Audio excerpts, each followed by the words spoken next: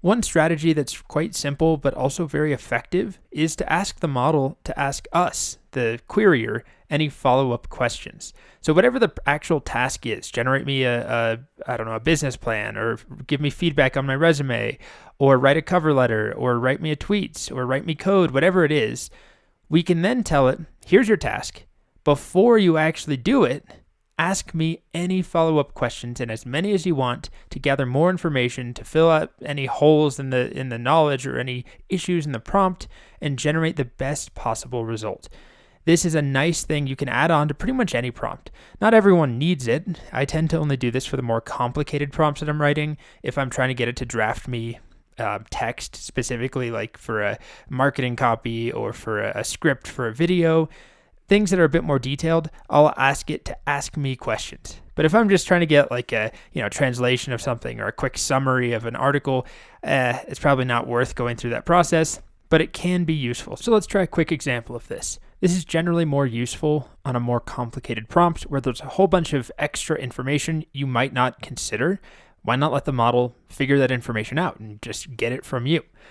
So I'm going to ask it to write me a script for a YouTube video. I have a YouTube channel that is moderately successful, not really successful. It does okay, but it's a huge effort to make a video for me compared to making courses. I just suck at making YouTube videos. I'll start with some context about myself. I'm a coding YouTube video creator.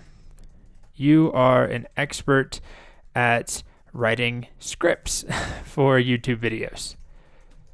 Draft me a script for let's say a 5-minute YouTube video that teaches people, I do, coding education on my YouTube channel. So let's say teaches people about the differences between Python and JavaScript. Okay. And I could just start with that, but I'm going to add in the before answering me, ask as many follow-up questions as needed to gather information and generate the best possible result. And it's going to come up with a whole bunch of important questions, just things I probably wouldn't have considered. So let's see. It's asking me, do I have a target audience? Do I want to focus on technical differences, practical key use cases, or both? Is there a format that I prefer? Any specific areas in the languages you want to emphasize? So the way that I can respond here is by just using the numbers. So I'll say, do you have a target audience in mind? My audience is mostly intermediate programmers. Most of them know more JS than Python. And then I can answer the second question. Would you prefer to focus more on technical differences? I'll say both, technical differences and practical use cases. Is there a format that I prefer?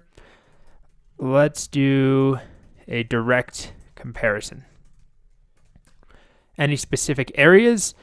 Let's say focus on the libraries, community, and use cases.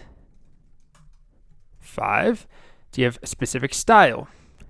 My style is informal with a little humor. I don't take myself too seriously.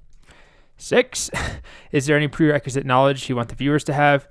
I'll say viewers should know a little bit of programming. Again, this is all kind of rushed. You could provide way more thorough answers. Do you want to include, it's blocking, what does it say? I can't read it. I think I'm too far zoomed in. Do you want to include any interactive elements like quizzes or exercises? Let's see what it does. No, I did not mean to hit enter. I accidentally hit enter too soon. Let's tell it. Let's include a quiz or 2. All right. So save and submit. I have to stop generating here. Save and submit. Let's see how that goes. It should give us a pretty decent script. We gave it a lot of details. But I wouldn't have thought, I could have if I sat down and really tried to come up with all the different information to provide it. In the perfect world, I would just know to tell it this stuff. But it helps when it just asks me the questions. It makes it pretty easy. So here's a script. We're not going to go over the whole thing. And it maybe leaned a little too hard into the humor, if you want to call it humor. We're serving a spicy dish, a showdown between 2 titans, Python and JavaScript. And no, it's not a jungle fight. It's a battle of languages. yeah, it's a little over the top for me. So I could easily just say, please rewrite it with less humor. I'll just say that.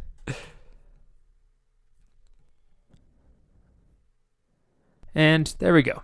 Now I can't attest to how great this video would be. I'd have to read it, and you keep sort of iterating back and forth and conversing with the model. But for these more complex prompts, I find it can be pretty useful to tell the model, ask me any questions that you have.